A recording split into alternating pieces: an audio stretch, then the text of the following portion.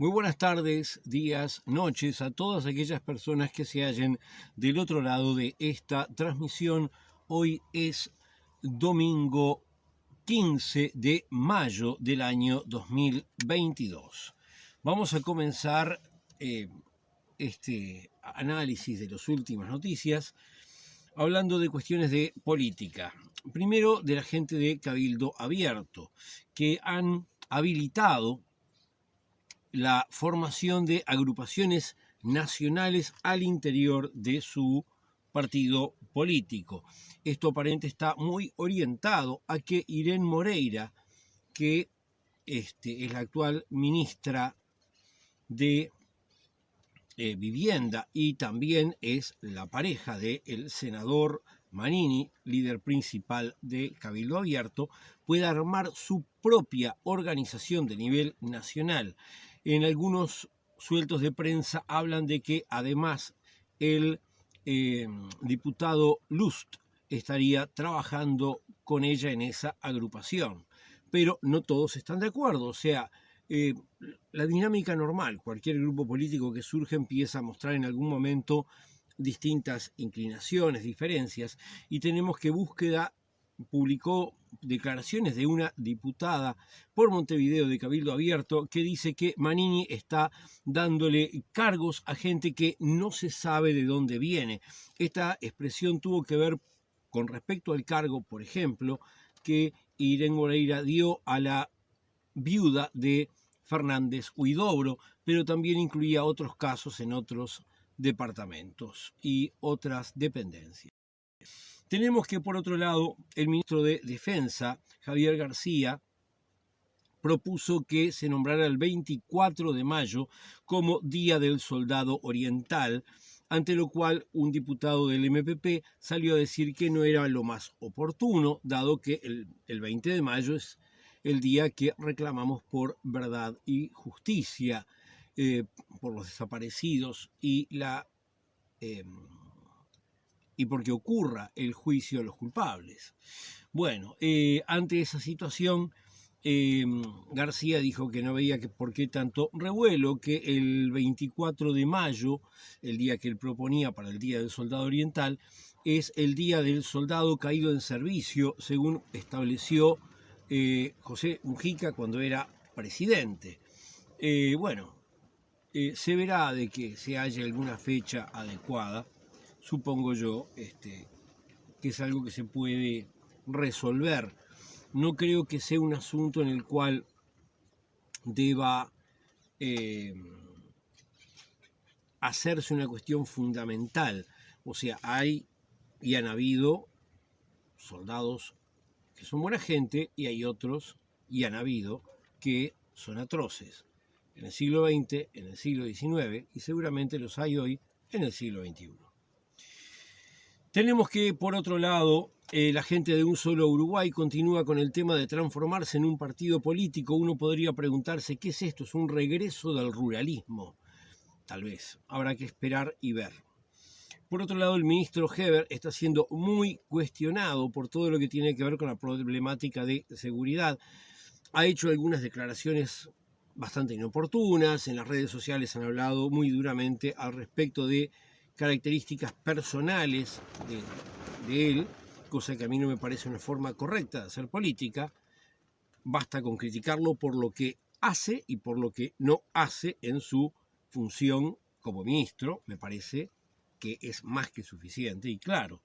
Pero bueno, vamos a hablar más de esto después en la parte de inseguridad pública, pero lo cierto es que ha generado una cantidad de cuestiones políticas con situaciones tipo ¿por qué reclamaban que renunciara Bonomi y no están reclamando lo mismo ahora? ¿Por qué la calle lo está amparando, aunque dice disparates? Como decir que la cantidad de droga incautada era una cifra disparatadamente alta. Tenemos por otro lado que, según publica la gente de El Observador, Roque Moreira, el padre de Irén Moreira, la de Cabildo Abierto que hablábamos antes, el suegro de Manini Ríos, que adquirió un terreno a través de colonización. Bueno, está diciendo la gente del ejército que la forma en que Roque Moreira consiguió ese terreno dejó muchas dudas sobre su corrección. Bueno, vamos ahora a dejar esta parte y vamos a ingresar en la parte de inseguridad pública. Bueno, lo dicho, inseguridad pública más obvia, homicidios. Según publican, habrían sido en el correr de la semana una proporción de un homicidio cada 22 horas, o sea, más de un homicidio por día. El gobierno establece como excusa que como ellos han actuado muy bien supuestamente en el combate a la venta de drogas, ahora hay guerras entre bandas. Ellos han actuado intentando reprimir la parte fácil, el tráfico pequeño. Si reprimís el tráfico pequeño, eso no genera guerras entre bandas, porque los del tráfico pequeño no son los que deciden las guerras entre bandas, eso surge de arriba. Bueno, sino los de arriba los mandan parar porque les estropean su negocio. Bueno, por otro lado, en el barrio Peñarol hay algunas publicaciones de prensa que están diciendo que el lugar parece que fuera Sinaloa en México. Son declaraciones citadas por el diario El Observador. En cualquier caso, lo cierto es que Heber lo que está proponiendo es mayor presencia policial, más patrullaje, más soldados. Ahora, ¿esto es una solución? Me parece que no. O sea, para que esto fuera una solución tendríamos que llegar al caso de poco menos que cada persona custodiada por un soldado, por un policía. No tiene sentido. ¿Qué es lo que tiene sentido? Hacer inteligencia, investigar, llegar al origen de la cosa, quiénes son los que están atrás de los negocios que producen la inseguridad, ir por ellos, no ir al fenómeno puntual. Esto es que como que el médico viene y dice, tiene fiebre, le doy algo para bajar la fiebre. No, hermano. ¿Qué tiene? ¿Tiene un virus, una bacteria, un problema autoinmune?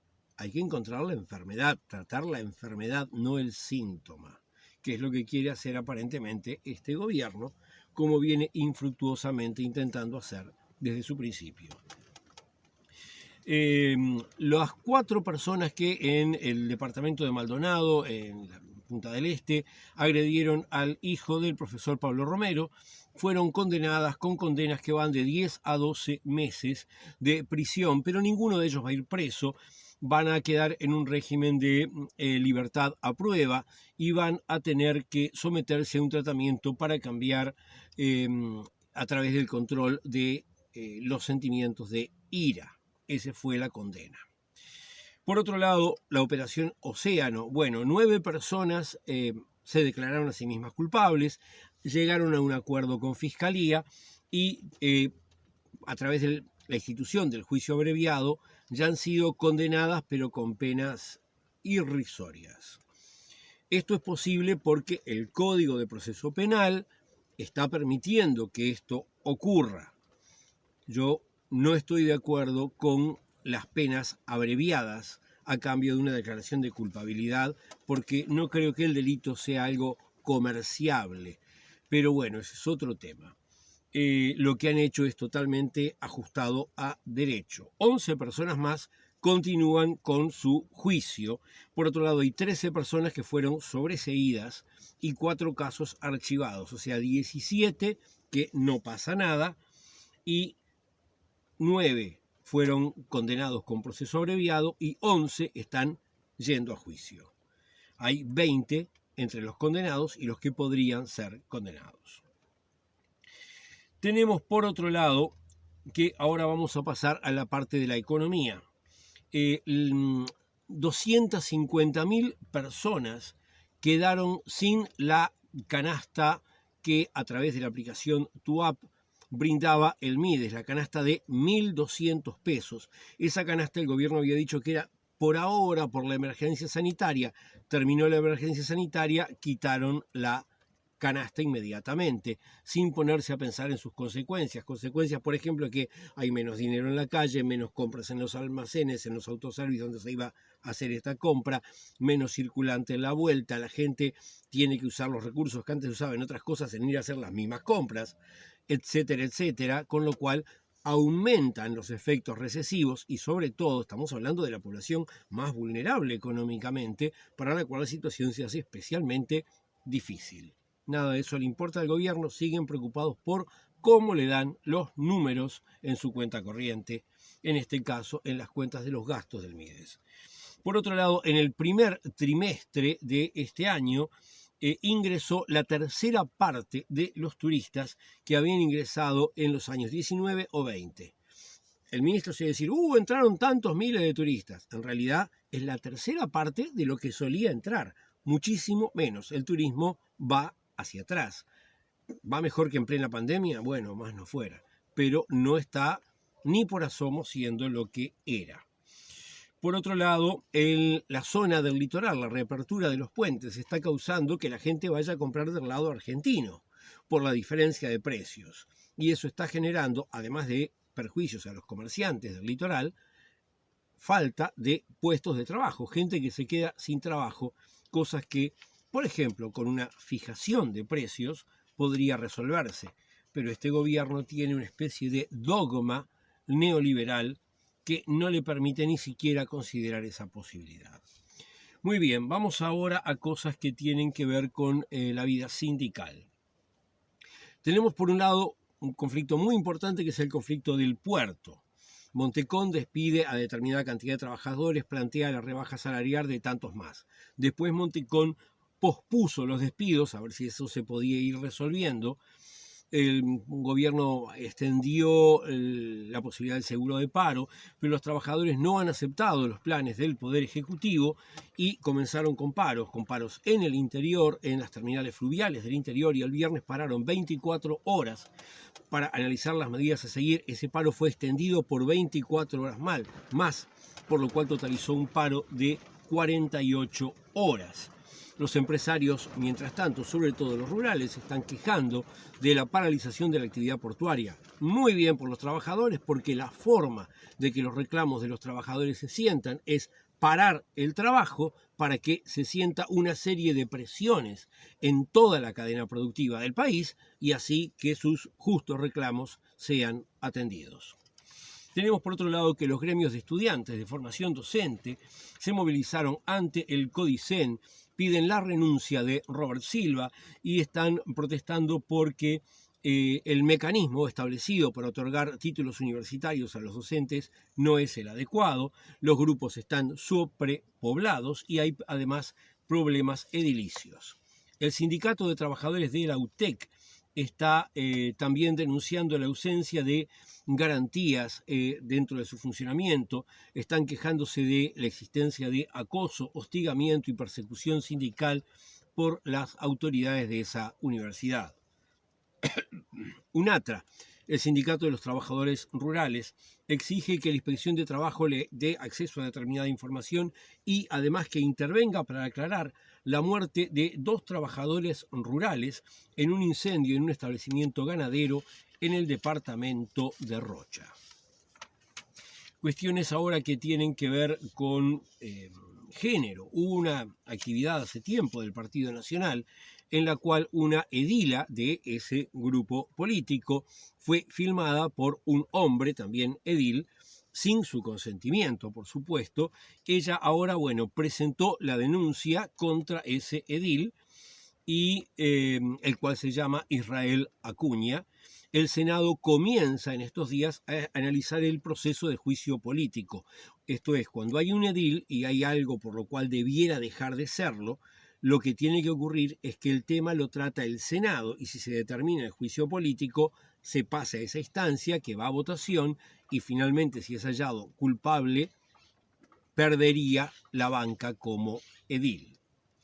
En cuestiones que tienen que ver con salud, tenemos que se habilitó la 4ª dosis para personas mayores de 18 años con comorbilidades, de la vacuna del COVID estoy hablando, no aclaré, dado que la cantidad de casos en la última semana se duplicó.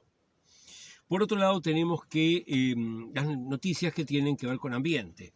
Por un lado, un productor fumigó con glifosato un predio que es lindero a una escuela rural en la zona de Paso Centurión, y una zona que fue además nombrada como área protegida en el año COVID-19.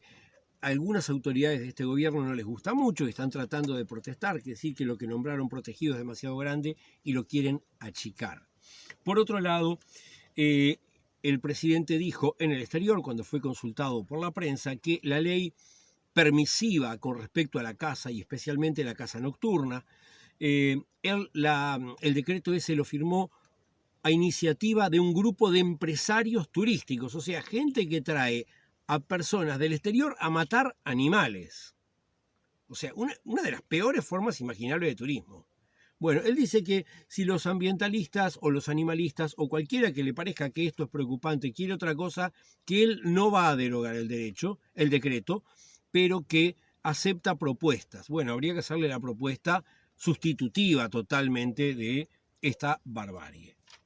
Sin más por esta semana, nos vemos la semana que viene.